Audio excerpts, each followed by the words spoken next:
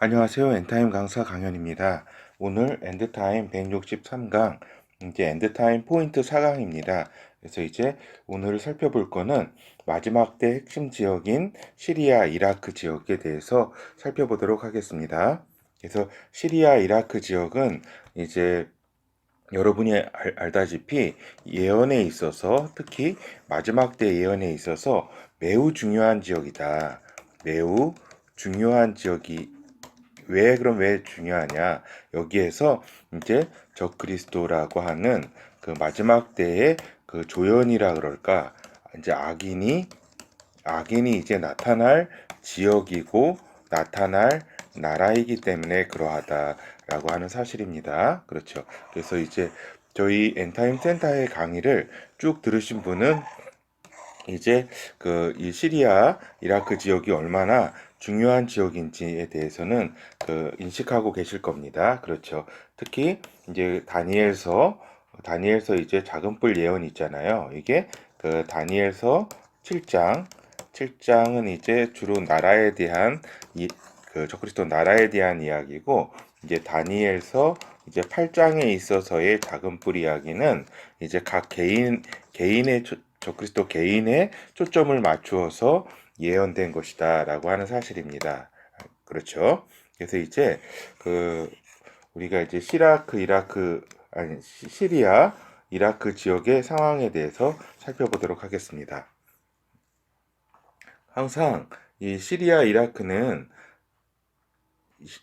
이라크 지역은 항상 그 제국의 일부였습니다. 그리고 항상 제국의 간섭을 받아온 역사였다. 이 말입니다. 그러니까 우리 다른 중동 지역은 다른 지역과 이제 달라서 하나의 큰 이제 그 제국들이 이제 쭉 존재를 했었고, 역사적으로 그 제국 속에 이제 편입된 존재로서 이제 사람들이 이렇게 구성돼 가지고 살아왔다. 여러 민족이, 그러니까 한 민족이 한 나라를 건설해서 사는 것이 아니라 이제 제국 속의 한 어떤 집단으로서 살아왔다는 그러한 특성이 있습니다. 이거는 시리아, 이라크뿐만 아니라 이집트도 그렇고 다른 여러 튀니지아도 그렇고 각각의 지역들이 제국이라고 하는 울타리 속에서 이렇게 살아왔다 이 말입니다. 그래서 제국이라고 하는 그러한 그 공통된 이제 여러 가지 제국을 거쳐오면서 공통된 문화를 이렇게 소유한 경우를 이렇게 또 있고, 그 중에서도 자기 나름대로 각 민족별 또 이렇게 인종별, 그 다음에 이제 종교를 가진 각각의 그룹들, 각각의 부족들이 또 자기들만의 그러한 또 독특한 문화를 또 유지한 채 살아왔다 이 말입니다. 그렇죠? 그래서 시리아, 이라크 지역에 대해서 간략하게 살펴보면은 이제 아시리아 제국, 그 다음에 이건 이제 거의 기원전 이제 9세기, 8세기경 이야기잖아요. 그렇죠? 신바벨로니아 제국, 그다음 페르시아 제국, 헬라 제국, 로마 제국을 거쳐가지고 이러한 하는 큰 제국 속에서의 이러, 이렇게 큰 제국 속에서의 일원이었고 항상 간섭을 받아왔다고 하는 사실입니다. 시리아, 이라크 지역이.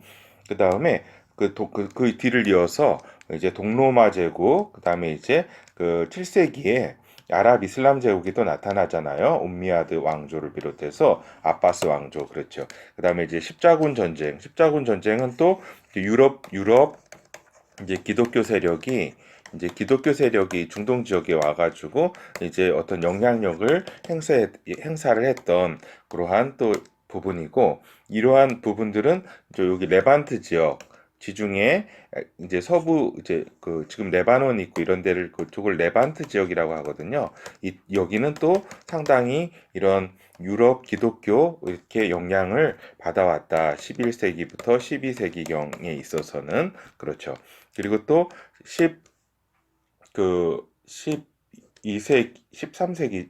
13세기부터는 또 이렇게 일한국이라고 몽골계도 이렇게 들어왔다 이 말입니다. 그렇죠.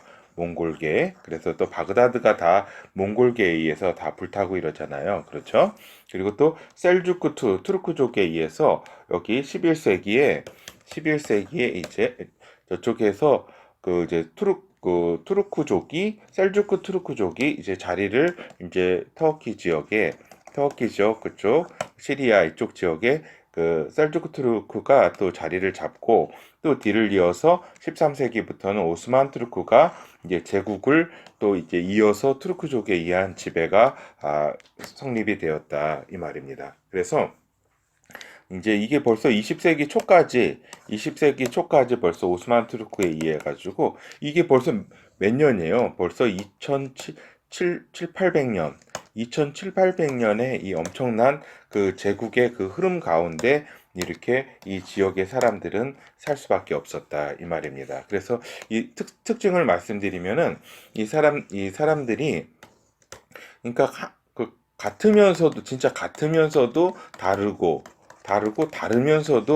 다르면서도 이제 같은 측면이 이렇게 여러 가지가 있다 이 말입니다. 그러니까 중동 지역이라고 하는 것이 이제 그 참 이렇게 얼마나 이렇게 그러니까 복잡한지를 알 수가 있죠. 그러니까 문화적으로 그러니까 인종적으로뿐만 아니라 문화적으로도 이제 얼마나 복잡한 지역인가, 각각의 종파별로 각각의 특색들이 얼마나 다양한가 그런 것들을 이제 알 수가 있겠죠. 그렇죠.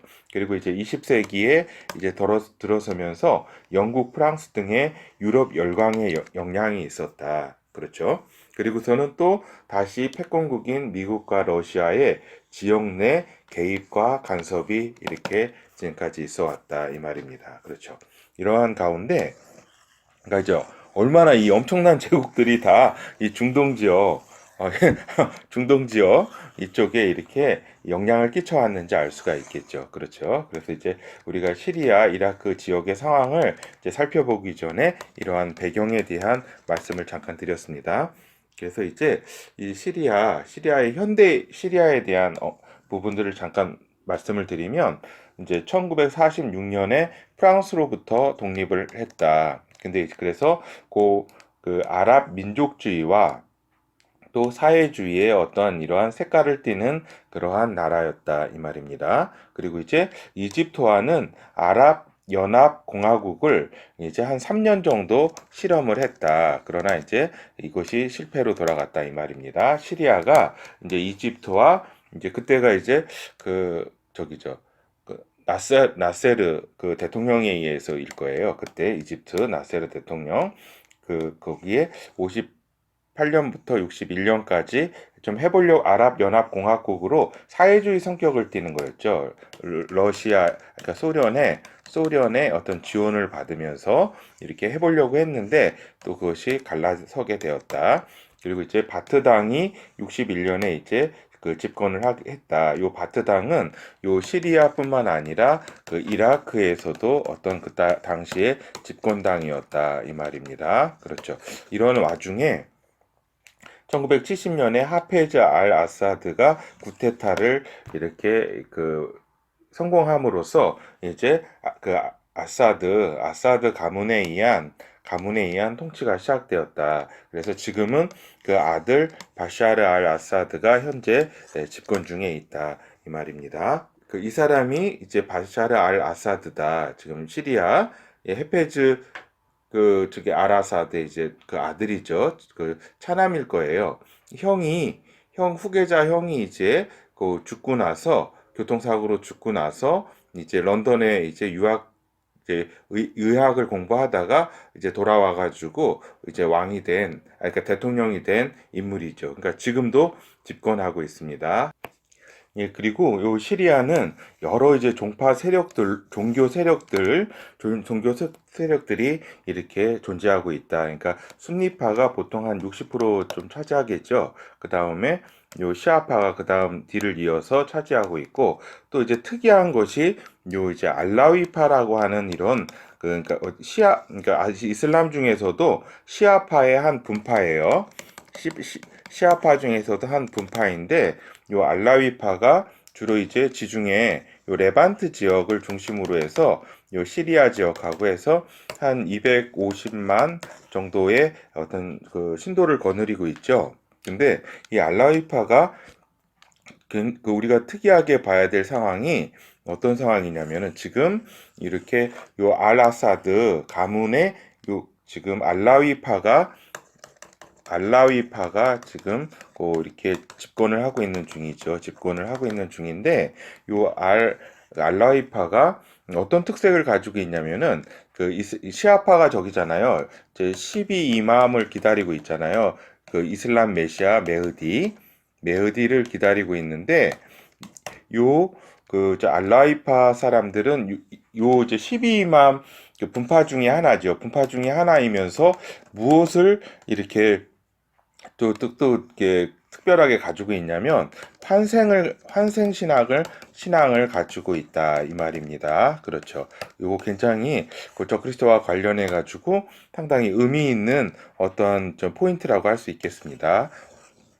이슬람은 보통 환생신앙을 갖고 있지 않은데 환생신앙을 가지고 있다. 요거 이제 적그리스도와 관련해서 상당히 어떤 시사하는 바가 있다 이 말입니다. 그렇죠. 그래서 지금 알라이파가 지금 여기 그 시리아는 이건 사실 소수파예요. 이슬람 소수파인데 다른 분파들하고 이제 연합을 해가지고 여기 다수 이슬람을 지금 이제 지배하고 있는 형국이다 이 말입니다.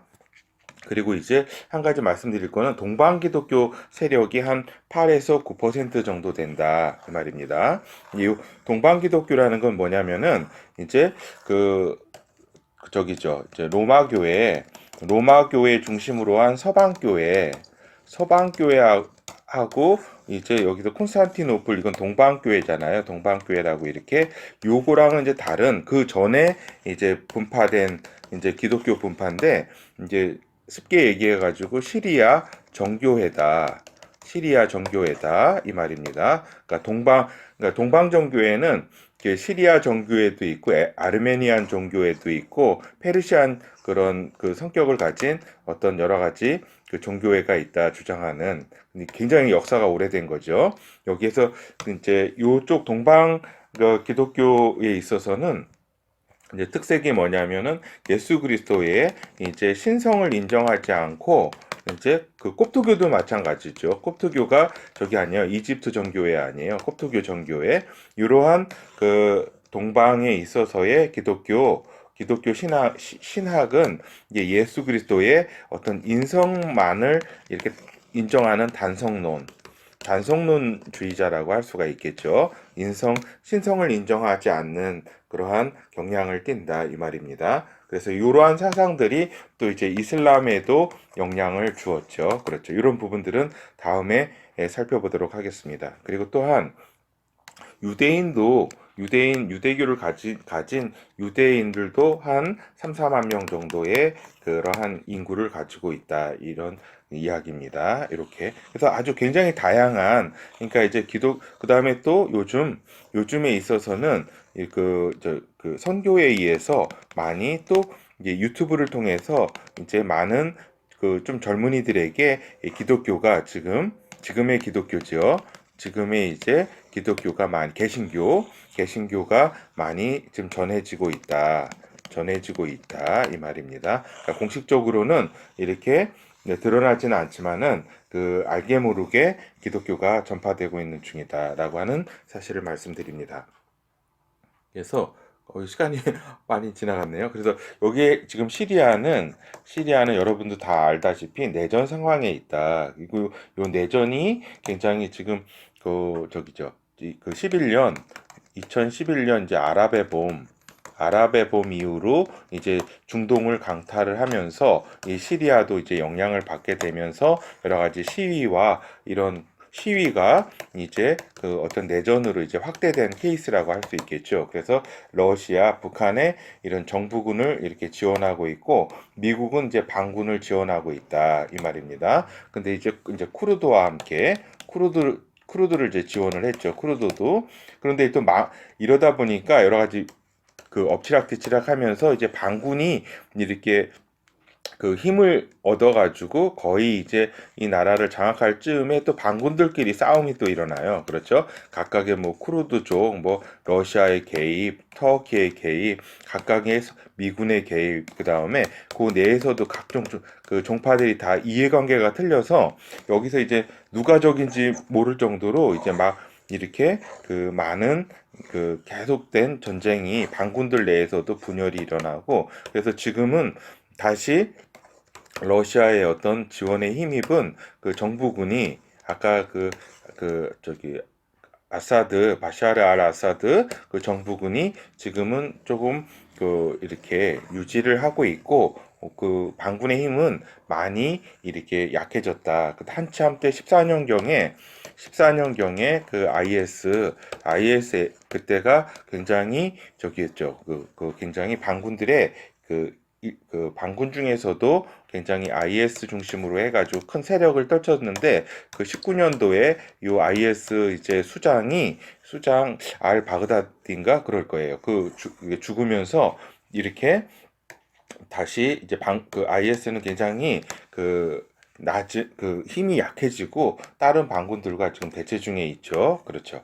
그래서 이제 생화학 무기를 또 이렇게 살포하게 되고 정부군 측에서 그때 이제 미국이 상당히 이제 그 시리아에 대한 여러 가지 경제 제재와 그다음에 반군 지원에 이렇게 나서게 되었다 이 말입니다.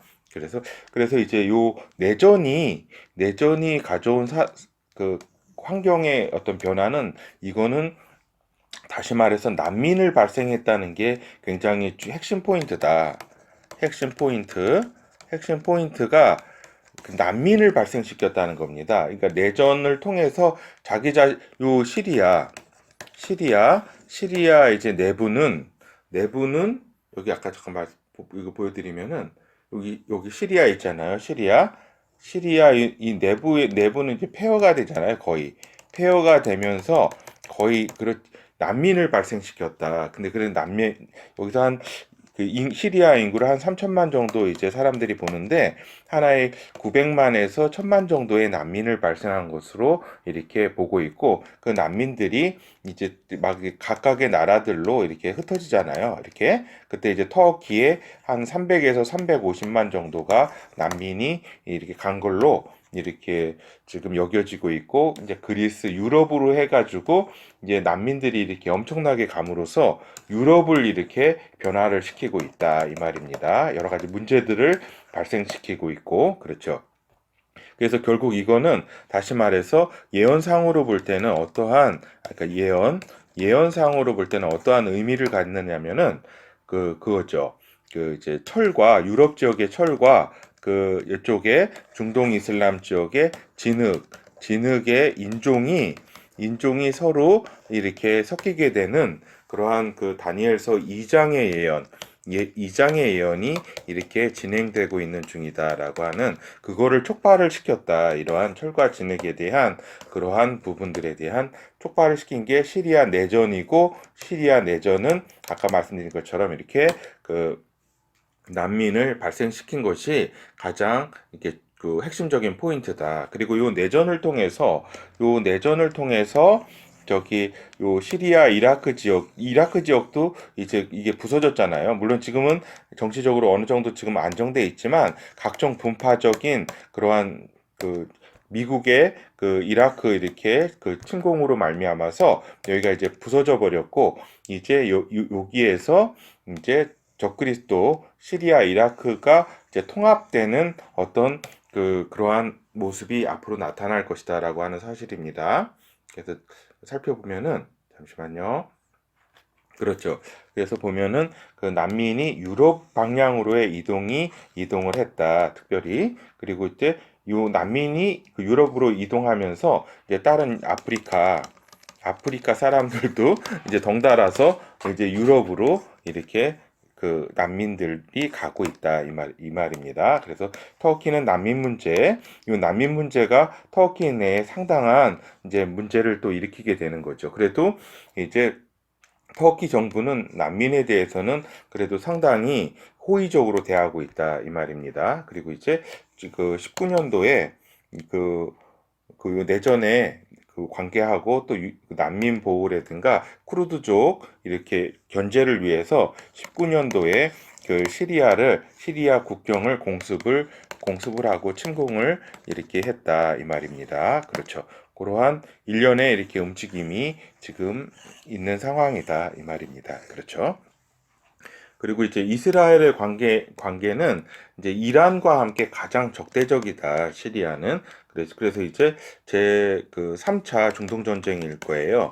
67년 6일 전쟁이라고도 하죠, 이거를. 6일 전쟁 가운데 골란 고원을 이렇게 빼앗겼습니다. 그렇죠.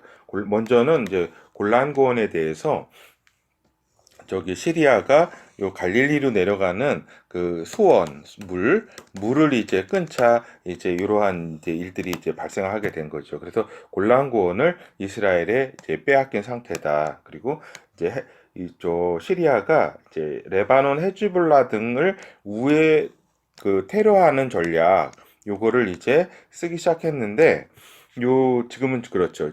시리아가 레바논에 있는 헤즈볼라라든가 이러한 이슬람 무장단체 이렇게 지원할 여력은 지금 없고, 대신 이제 지금 이란이 이제 레바논에 이 헤즈볼라 등에 이제 지원을 이제 하면서 이스라엘과 이제 여러 가지 그 테러 전략을 펼치고 있다라는 사실을 말씀을 드립니다. 그래서 이제 이라크를 잠깐 살펴보면은 이라크는 뭐 언급할 필요 없이 진짜 그 신바벨론 제국부터 해가지고 이제 이스라엘 민족과는 어떻게 하면은 좀 그 굉장한 그 영적인 부분에서나 모든 이런 육적인 부분에서나 어떻게 보면은 대척점에 선 원수라고 할 수가 있겠죠. 그렇죠. 그래서 이제 여러 민족 세력들이 여러 가지 이라크를 이렇게 지금 구성 중이다 이 말입니다. 그리고 이제 여기서 이제 이라크가 이제 엔타임 때 마지막 때 중요한 거는 적그리스도가 요 바벨론에 자신의 수도를 세운다 이 말입니다. 요거를 이제 기억해 중요한 이제 포인트입니다. 중요한 포인트. 그리고 이제 동방 기독교 및 이제 지금의 이제 그 현대 기독교인들이 이렇게 있다 이 말입니다. 그래서 결국은 이제 요 시리아 이라크 지역이 이제 앞으로 정치적으로 통합이 되면서 그 수도를 여기에 있는 그 이제 예전에 바벨론 그 지역으로 정한다 이 말입니다. 요것을 기억해 그러니까 그것이 이라크를 이해할 때 가장 중요한 점이다. 이렇게 말씀을 드릴 수 있겠습니다.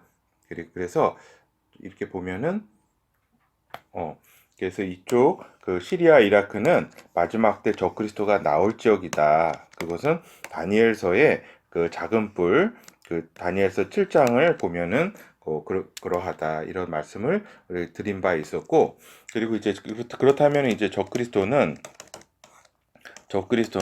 이제 여기 있는 본토 출신에서 시리아 이라크 본토 출신에서 이제 그 뿐만 아니라 이제 디아스포라 즉 외국으로 이민이나 갔던 난민 출신이 적그리스도로 등장할 가능성이 있다 이 말입니다. 그렇죠. 그래서 다시 한번 말씀드리는데 시리아 이라크 지역 그렇죠. 요것이 옛날에 셀루쿠스 왕조 지역이거든요. 셀루쿠스 왕조 지역 이게 북방왕이거든요. 북방왕. 그래서 지금의 현대적으로 보면은 이제 시리아 이라크 지역이에요. 시리아 이라크 지역. 그래서 시리아 이라크가 이제 그 현대 북방왕으로서 다시 그 재생한 북방왕으로서 그 저기죠. 그 적그리스도 나라이면서 적그리스도가 이제 여기서 출연을 하게 되어 있다. 근데 그 인물은 이제 그 요 본토 출신일 수도 있고 또 디아스포라 이민이나 난민 출신이 돌아와가지고 적그리스도가 될 수도 있다 이 말입니다. 이런 누가 아직까지 이렇게 그 적그리스도로 이렇게 아직 등장하지는 않았죠. 근데 유심히 살펴볼 사람들은 이렇게 조금 있다. 이런 말씀을 드리고 특히 시리아 그 이제 저기 그 알라위파 이슬람이 그 12이맘파면서도 또 그 12만파라는 것이 저기거든요. 그 알리 이후에 4대 칼리프 알리 이후에 12번째 이맘이 메흐디로 이제 이슬람 메시아로 나타난다고 하는 사실이에요. 마지막 때에. 근데 이 알라이파는 이 12이맘 파면서도 이제 환생이라고 하는 이러한 신앙을 가지고 있다 이 말입니다. 그리고 지금 이제 시리아 정권을 차지하고 있는 측이 이 알라위파가 지금 그 1970년부터 이렇게 그 정권을 장악해 가지고 이제 다른 소수파 이렇게 사람들과 정권을 가지고 있는데 요 알라위파가 그 사람이 이제 이 정권을 이제 고위직도 차지하고 시리아 정권을 차지하고 있는 거죠. 지금 바샤르 아사드도 이 알라이파라는 사실을 우리가 이제 주목할 필요는 있다 이 말입니다. 그렇죠. 그래서 열불이 나타난 이후 적그리스도가 나온다. 알겠죠? 이건 여러 번 제가 하여튼 100번도 더 말씀드렸을 거예요. 이 열불이 그러니까 열불이 이렇게 열불이 이렇게 나타난 다음에 여기 시리아 그 이라크 지역에 그 정치가 통합이 된다. 왜 통합이 되느냐? 요 현대 북방왕이 그 나타나기 위해서 여기가 통합이 됩니다. 그러기 위해서 지금까지는 이 두 나라의 견고했던 여러 정치 체제가 한 지금 그 20년에 걸쳐 가지고 저기 됐잖아요. 20년에 걸쳐 가지고 여기가 부서졌잖아요. 지금까지 기존 체제가 거의 이제 부서지는 그런 지금의 역할이었다. 근데 이제 앞으로 요 10개국 연합이 나온 뒤에 여기 요 시리아와 그 이라크 지역 지금도 같이 바트당이에요. 바트당. 요 이라크도 같은 지금은 이제 여러 분파로 나눠져 가지고 바트당이 집권했다고 볼 수는 없겠죠. 근데 요 나라가 하나의 그 나라로 통합이 된다. 그 통합을 이루면서 적그리스도가 나타나기 때문에 요 순서는 이제 우리가 이제 그 10개국 연합을 보고 그 다음에 여기가 통합되는 것을 우리가 보게 될 것이다 라는 말씀을 드립니다. 그렇죠. 예, 그래서 이제 방금 말씀드린 것처럼 적그리스도가 이제 나오게 되고 또 정치적으로 시리아, 이라크 지역을 통합을 한다. 통합을 이렇게 방금 말씀드린 것처럼 이렇게 통합을 시킨다. 이 말입니다. 그렇죠. 그래서 이제 이스라엘과 이제 불가침 조약을 체결하게 되고 적그리스도는 그렇죠. 그리고 마지막 때 이제 바벨론은 적그리스도의 수도가 된다라는 사실은 이제 말씀을 드렸습니다. 그러니까 요 사실들 몇 가지 사실들은 이제 꼭 기억을 하셔야지 기억을 하셔야지 이제 엔타임 때에 있어서의 그 어떤 흐름을 놓치지 않을 수가 있다라고 하는 사실입니다. 열불 그렇죠. 적그리스도는 시리아, 이라크 지역 본토 출신일 수도 있고 난민자 출신이 돌아와서 적그리스도로 나올 수도 있다라고 하는 사실입니다. 이제 결론을 말씀드리면은 이제 마지막 때 진짜 주시해야 할 중요한 나라가 이 시리아, 이라크다. 알겠죠? 지금은 두 나라로 갈라졌는데 이것이 한 나라로 적그리스도는 통합을 시킨다. 이 말입니다. 그러면서 적그리스도가 등장을 하게 된다.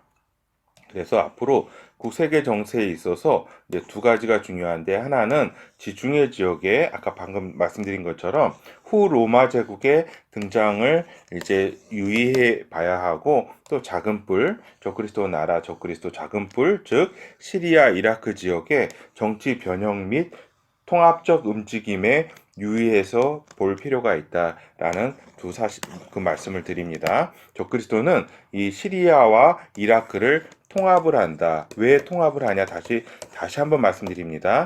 현대 북방왕 그것을 탄생시키기 위해서입니다. 감사드립니다.